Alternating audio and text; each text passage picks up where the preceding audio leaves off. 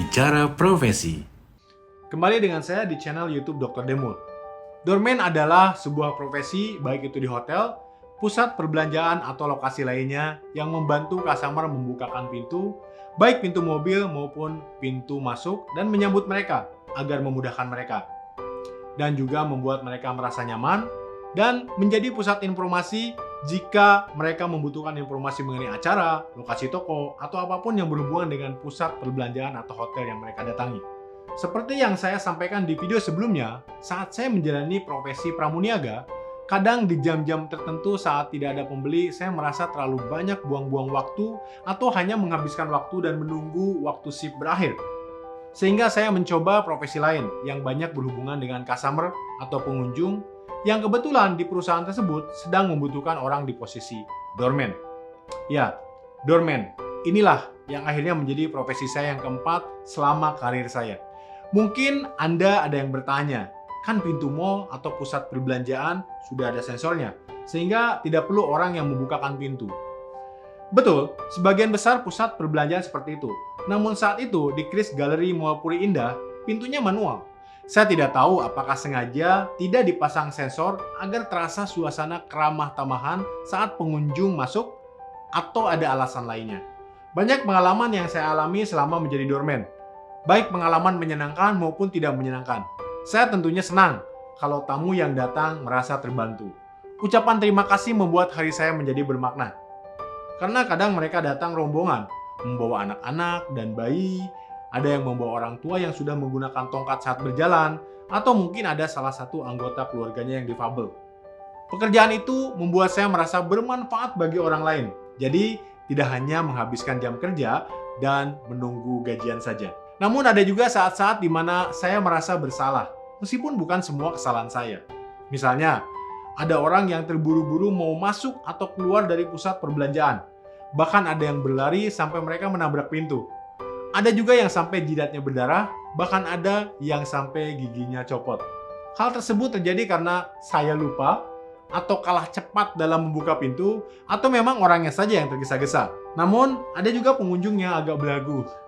Mereka sering datang karena terbiasa dibukakan pintu, dan kalau saya terlambat membukakan pintu, mereka tidak mau masuk dan menyuruh saya membukakannya.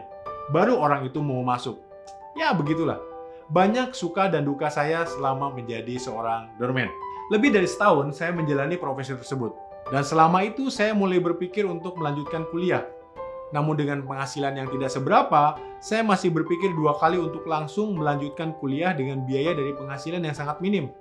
Maka dari itu, pada tahun 1997, saya mulai menabung untuk bisa berkuliah dengan cara hidup sangat hemat. Ya, saya hidup dengan sangat hemat waktu itu. Dan saat itu adalah hidup yang paling hemat sepanjang saya bekerja di Jakarta. Saya dan 5 atau 6 orang rekan saya mengontrak rumah petak rame-rame. Dan saya masih ingat biaya makan sehari hanya Rp2.500. Pagi makan nasi uduk seharga Rp500, siang makan nasi dan tempe orek seharga Rp1.500, malamnya saya makan mie duo. Ya, dulu ada namanya mie duo, yaitu versi jumbo mie instan seharga Rp500. Dan itu bukan hanya berlangsung sekali, atau 2 kali, atau di akhir bulan saja, tapi berlangsung hampir setiap bulan selama beberapa bulan. Sampai akhirnya saya sakit dan dibawa ke dokter, dan saya divonis menderita usus buntu waktu itu. Meskipun tidak sampai dioperasi, saya disarankan istirahat cukup lama dan diberikan obat. Setelah saya sembuh, saya bekerja lagi sebagai doorman. Namun saya pikir pekerjaan doorman secara umum tidak begitu penting di sebuah pusat perbelanjaan, karena membantu pengunjung dengan membuka dan menutup pintu bukan merupakan nilai tambah bagi pusat perbelanjaan tersebut. Apalagi sudah ada satpam, mereka bisa diberi tugas seorang doorman sambil menjaga keamanan. Dan hal tersebut rupanya disadari oleh manajemen dan pemilik pusat perbelanjaan tersebut, sampai akhirnya posisi doorman dihapuskan. Memang sih saya tidak langsung dipecat atau diterminate kontraknya, karena seingat saya waktu itu saya karyawan tetap atau kontrak kerjanya masih berjalan lah.